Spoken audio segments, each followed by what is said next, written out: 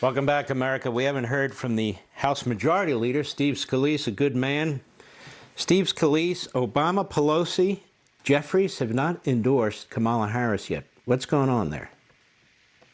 Well, Mark, great to be with you. And frankly, I think it's very telling that the leaders of the Democrat Party who were really behind this coup of Joe Biden, it started with Obama, Pelosi, and Schumer, they have not endorsed Kamala. And so I really think there might still be a Michelle Obama play that they're working on behind the scenes. These people have no respect for their own voters. We've already seen that. As they lecture you and I on democracy, they literally just trashed 14 million Democrat primary voters who went to the polls to pick Joe Biden. They threw that out the window already, so they don't care about them. But what's next? You know, Kamala, I think, is out there as a trial balloon. And as we saw before, when she ran for president, she's the only person to run for president in memory who never won a single state. She never won any primary. And it's because I think she finished at 1% popularity in the primaries when she got out of the presidential race. And look how well she's done as president. You know, as borders are, that's the biggest problem and crisis in America. And she's the poster child for the failure that is the border right now. Look at so many other things she did. Crime is out of control. She's the one who actually raised money, that Minnesota Freedom Fund, back during the quote unquote summer of love when they were burning down police stations. She raised money to bail people out of jail, to help those people out that were actually going and committing a lot of those crimes. That's her record. And that's frankly not where most America is. And you know, Steve Scalise, to back you up, at least on the issue of maybe she won't be the one, she polls very poorly, for what that's worth. She's never caught on with the Democrat base, including in the black community, including among women. She's very, very weak. So I guess the question is, would they go through all of this in order to nominate somebody who's fairly weak? And your point is, no, they're not going to. Is that your point?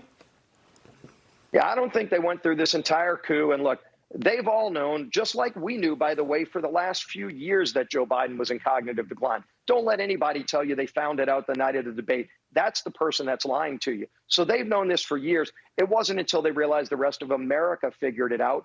And then they saw Donald Trump doing so well. Donald Trump won that debate. And then you saw such a great unified Republican convention where Donald Trump brought the party in, not only together, but brought more people into the tent. So many new people that are coming into our party that they said, we have got to jettison this guy. And the party bosses, and it was all, you know, Obama, Pelosi, Schumer, all those party bosses got behind some smoke-filled room and said, we're going to pick somebody else, but we're going to jettison Joe. Who they pick, they're not settled yet on Kamala. I think they're going to see who gives them the best chance, because all they care about, Mark, is power, just raw power to go keep moving this crazy far-left socialist agenda that's ruining America. And frankly, that's why they're losing. It has nothing to do with Joe Biden, Kamala. All of them are the problem because they all are pushing this far-left agenda that America's sick and tired of.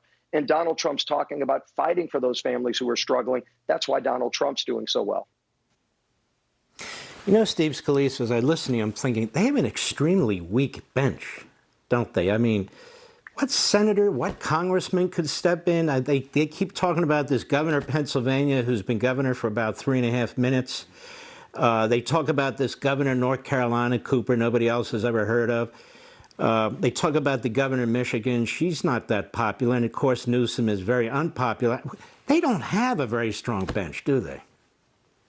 They really don't. And the people that have been around in the Democrat politics that have achieved high levels like Gavin Newsom and Gretchen Whitmer, go look at their states. Their states are in disarray. I mean, full Democrat control, they call it liberal utopian-run states, are the ones that are losing millions of people. And where are they going?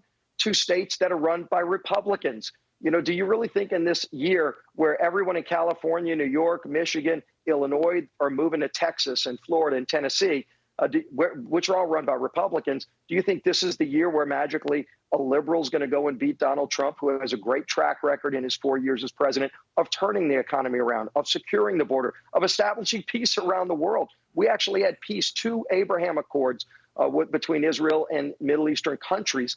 Now we have disarray in every part of the world because of the failures of this whole Biden-Harris administration.